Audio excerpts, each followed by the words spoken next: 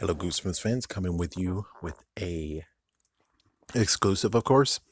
We're going to now talk about the retro tins or the retro release books. Because of issues, because, I get it only thrifting wise, I do not have the A Night at Terror Tower 2015 edition. So I have a few stand-ins. The weird part has to be the fact that within the few stand-ins, there is even a little bit of a variety, which that technically is good. I have to admit, that's kind of a good thing. So here we go with what I have to say about it. Let me put the record straight. Do I wish they don't exist? No. For new readers, I think it's a great thing because it's pretty awesome how they get to actually experience the books. And of course, note there is no rough. It's kind of funny. It's like, but the rising parts of the covers, they don't get to have that. I'm actually okay with that, believe it or not. And even back then, which I don't even have a demonstration of that, there is covers where there's some that actually are rised up and some that aren't. If I was cool, I would most likely have got a Scarecrow Walks at Midnight because I have two versions of them, one that's rised and one that isn't. And it came out the same year, before 2003. So it's like, yeah, there actually are versions that don't have rised up versions. So if they wanted to go a little bit more, that would have been cool. But for me, I'm fine without it. The thing is that, and of course, Spongy mentioned it, the fact of it's retro because they have the retro cover. Me personally, I thought when they said retro, that means they actually published from the past. It's like they have it in stock. They have the original printing and everything. All they got to do is just smackaroo, you know? Just take the original one and just print it out again. And of course, it's kind of funny looking at it now. I'm like, oh, it doesn't even mention the Goosebumps Club. All it mentions is just a calendar. Which, again, that would get them in hot water, considering they'd be like, y'all guys had calendars in 1995? And it's like, oh, fuck, now we have to freaking do something about that crap. It's like, yes, they're going to be asking about damn calendars. More stuff we got to freaking figure out and publish. Urgh! And it's like, but you would get more money. Why don't you understand that? Stop hiding crap. Stop hiding crap.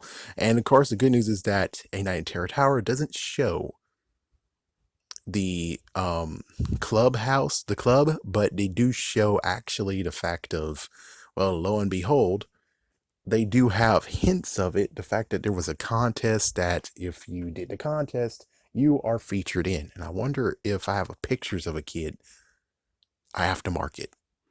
It's like, it's a picture of a kid. That shouldn't freaking matter. Am I right? Uh, so looking through all the other ones, the 2003 is a little bit different and it actually impressed me. And I can't even remember right now what I saw, but you're seeing it on page. The fact of they did do some stuff. They did some cool stuff and everything. Then we get to 2015. So let's see. So the original one, then the 2003 version. Then we get the 2015 versions of them where it's like apparently they'll tell you about the villain or tell you about the house or tell you. Weirdly enough, I had to include Abominable Snowman. For some reason, they just freaking phoned it in, just said, I'll print the book. Just print the book. It's like, what the hell? Yeah, just print the book. What? What? Just print the book. Nothing. No actual, here's an insert for the next book. And note, they would actually have the number on it. And that's another reason why I don't like the retro is because you should put the number on it. The number disappeared in 2003. And in 2015, they continued on with that. Where it's like, if it's old, fuck the numbers. We're just going to release it. And it's like, I'm paranoid and I have the paranoid reasons why I'm truly paranoid, being like, they did this so they can actually erase as much books as they can. They can control it to where it's like, if some books cause controversy, what book? What number? No, it wasn't 62 books. No. It was actually what was the number? 47 books. There was 47 books. I mean, 57 books. Yeah, there was no. Yeah, I mean, it was 58 books. It's like they're just gonna continue stumbling on, making sure they hide the fact that there are some books they just don't want to release anymore or at all, and now they're hiding them. And then they got even worse in 2015, where they even decided to erase continuity. They won't say it straight up, but they are doing this because if they weren't doing this, how come Say Cheese and Die again not published in 2015? What the hell? Where is Monster Blood 2, 3, and even 4, which 4 got extremely erased in the first place, and I'm pretty sure not a lot of people care about it, but I'm just saying they are erasing continuity now to the point of where it's like, well, for Monster Blood, which it got hit the most, they now just made it so that, yeah, Evan is just one case. He only has one story, one book. Now on to the next person. Monster Blood for breakfast. Now on to the next person. Monster Blood is back. So they're just basically making it, instead of having 7 books in all, just 3. And maybe this is just a coincidence of being like, oh, but they still know it exists. It's like, if they know it exists, then why didn't they publish those? I mean, if they really want to sell books, then how come they have only half of the original 62 published in the newer covers? What the heck? Is the artist too much money for them to even handle? I doubt that. I really seriously doubt that. So that's where we get to the point of being like, yeah, so they're erasing books and erasing continuities. Thank goodness the Goosebumps wiki won't get affected by that. Or will it? It's like, or will it? Or will it? Or will it? And of course, someone's going to say, but you're able to get it on Kindle and get it in digitally, electronically. Yeah, well, there's some games that can, it's like sliding the games. There's some games that you got it electronically, but as soon as you check out again, they can easily go, what book? What did you pay for? We don't know about that book. It's like, yeah, I bought Werewolf Skin. Well, we don't know about that book. That book doesn't exist, man. It's like, what the hell? It's like, yeah, they can do that. They can freaking do that. But that's way too paranoid to even mention. It's like they would actually do that. I don't think they're going to go to that extremes, but they're making sure that when it comes to physical copies, just in case if by some craziness they deleted the digital copy, especially even off your freaking thing, then you don't have a physical copy to even say it exists. It's like you'll look at the book and thank goodness they don't have any issue, anything with eBay. I mean, Google, where it's like, Google, get rid of everything you have on Werewolf Skin, everything you have that live in the basement. Get rid of everything of that. So it's like their search is just gone. So they officially erased it. And the only way I can really actually know it exists is by the freaking physical books, which you're going to have to look for and hunt for. And even then, it's like, well, they can even go into crazy extremes of being like they're going to recall the books. And even crazier enough, they'll give you $7 if you mail the books back in. It's just basically horrible damage control. Or it's like, oh my God. But the good news is that it's not going to get that horrible.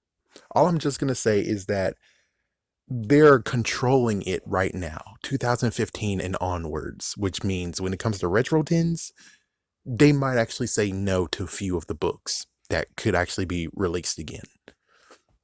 So it's like, get them while you can, question mark, because they're not going to do it. But anyways, the Retro 10 release itself, it's basically, it has stuff, but it's updated. And the thing is that for me, if you really want to truly do retro, no updating, none of that. What you really got to do is just get the original book and re-release it so they can see all the stuff. It's like a capsule. Think about it. It would be an interesting experience for kids to read an, in quotations, a new book, but yet they see that it's been encapsulated. I'm pretty sure that actually would be awesome. And it's in a tin too. That's like pinnacle of it's been capsulated just so new people can read it and it's not old and it's not beat up or scratched up. I have one over there, thanks Tucker, that ruined it to shreds. It's like to the point of where it's like if I don't like the book, I can truly burn it because that copy technically is on its last life. Technically, because it's not going to ever be able to be resurrected or saved. Of course, I'm not going to burn the book. Okay, I'm not going to burn that one. That one doesn't deserve it. It sounds like a good story, so no, I'm not going to do that. So, in the end of it all, I thought the retro tins meant something else than what it got. That's what I thought. And for them to even erase the number off of it, it's like, oh, what? It's like, hey, if it's a retro tin and you're doing more work for yourself, it's like, I'm shocked that they just didn't phone it in and just be like, yeah, here's the original book. Yeah, don't do anything. Just put it in the old sleeve and crap. Just put it together and we're done. That's it. Instead, it's more like, yeah, we got to get rid of all the old stuff and then we got to insert new stuff and we got to erase a few things and look a little bit more good. And it's like, but if you want the retro experience, that's not exactly a retro experience. It's in quotations retro, which means yes, you released it, but it's not the real retro experience. It's kind of nostalgic experience, but a little bit different. I was expecting retro experience as in it, as if you actually like, for instance, the bookstore that I wish it still existed. It's gone. It didn't die in 2020. It died years before that, and it sucks. But it's amazing that they had Goosebumps books, and it was as if they got it brand spanking new somehow. It's like, yeah, like the Revenge of the Law Gnomes. It was a brand new copy. The book I did buy, the Animorphs book, it was a brand spanking new copy. Something like that, where it's like, yeah, you can even help people. You can help local businesses call all over the place and get shipments and stuff. And it's like, you don't even have to do the work. You can even secretly just lowball them and they'll be like, okay. It's like, yeah, it's like amazing how you love money and everything, but it's crazy enough that you don't actually want to jump for it. But yeah, that is my thoughts on the retro tins. They are good. They're awesome, especially for new. If you have your old timer or a person who used to have Goosebumps books and you want to get back into it, I think that'll be cool too. The only messed up part is that you're gonna lose the fact of being like, wait, how many books were there? No, let me check. It doesn't tell me crap. It's like, you don't tell me crap about the freaking original books. It's like, I want the originals.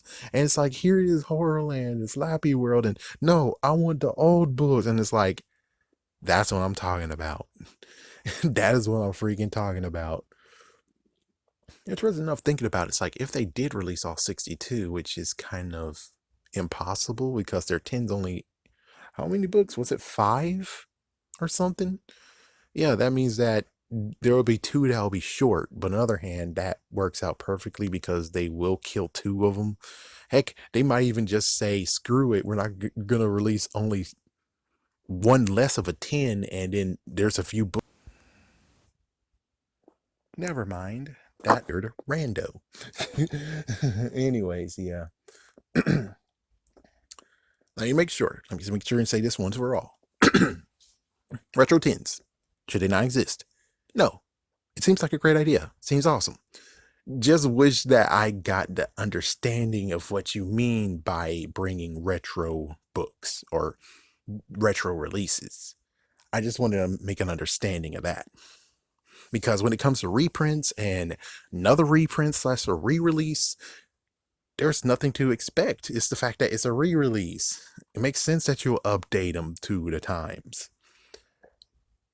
But on the other hand, if you're trying to actually release the original book, there's a difference between re-releasing the original book, like, yeah, and you have to be careful how you say it. It's like original book like it once was, which is like, oh, you can't say that. But if you just say, we're just gonna bring the book back, makes sense. There you go. Bring the book back. Okay. and there's nothing new. There's nothing old about it. There's nothing from the original one. Makes sense. Anyways, have a scary day. Have a scary night.